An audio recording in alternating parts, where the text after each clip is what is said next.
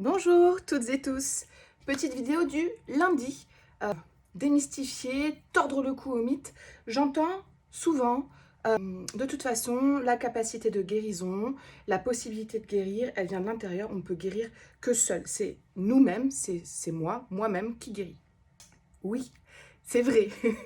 La guérison, la volonté de guérison, de restauration d'un trauma émotionnel, relationnel, repose sur votre envie, motivation à restaurer et à évoluer dans votre façon de relationner avec le monde, avec les autres, avec les expériences. Mais les traumas que vous portez sont issus, sont le résultat, sont la résultante d'expériences que vous avez menées à l'extérieur, avec le monde et avec les personnes.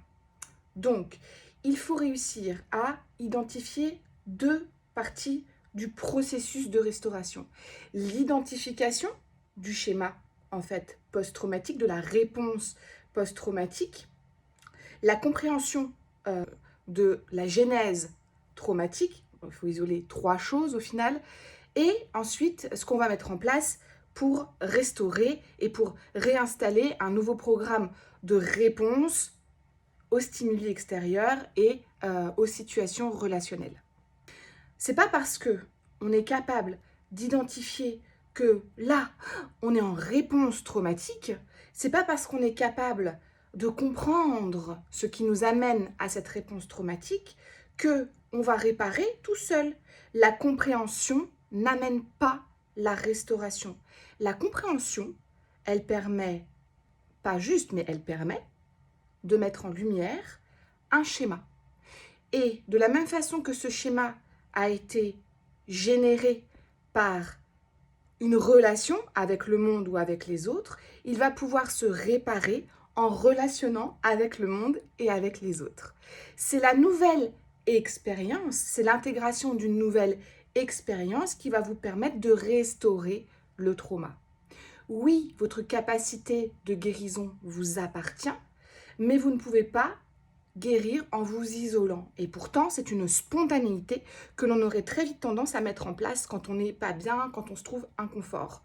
La situation me met inconfortable, j'identifie que je suis en réponse traumatique, ciao bye bye, je m'écarte du monde pour ne pas vivre la sensation, pour ne pas être connecté avec tout ce que ça remue en moi, et puis je me fais croire que je vais réussir à surmonter ça tout seul parce que j'ai identifié, c'est faux.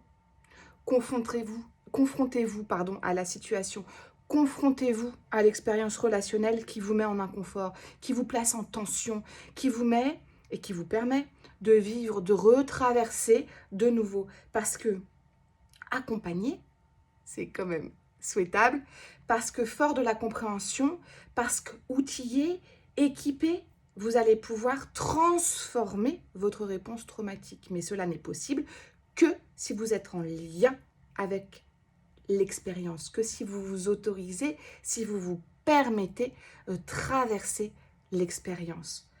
En traversant l'expérience, puis en la retraversant, en modifiant, donc en goûtant qu'il est possible que les choses se passent différemment à l'extérieur et à l'intérieur, grâce aux nouvelles aptitudes et compétences que vous développez et que vous mettez dans le monde, vous enrichissez votre base de données, votre système de référence de nouveaux possibles.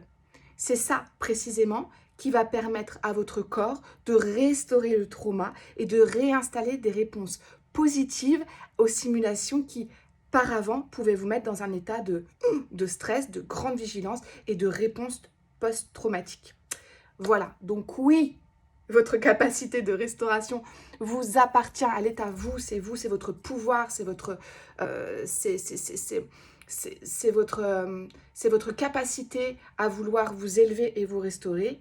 Mais non, tout seul, c'est pas possible. Nous sommes des êtres de lien. Voilà, au cabinet, on en parle, on en discute, on réfléchit aux outils qu'on peut mettre en place. Et puis moi, je vous accompagne, court, moyen, long terme, pour vous aider à traverser les situations et à transformer l'expérience du réel pour que vous puissiez enrichir cette base de données, ce système de référence et de nouveau pouvoir avancer dans le monde avec la confiance qu'il est tout à fait possible et normal que vos expériences soient positives et bénéfiques.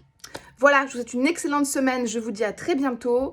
Et puis voilà, portez-vous bien.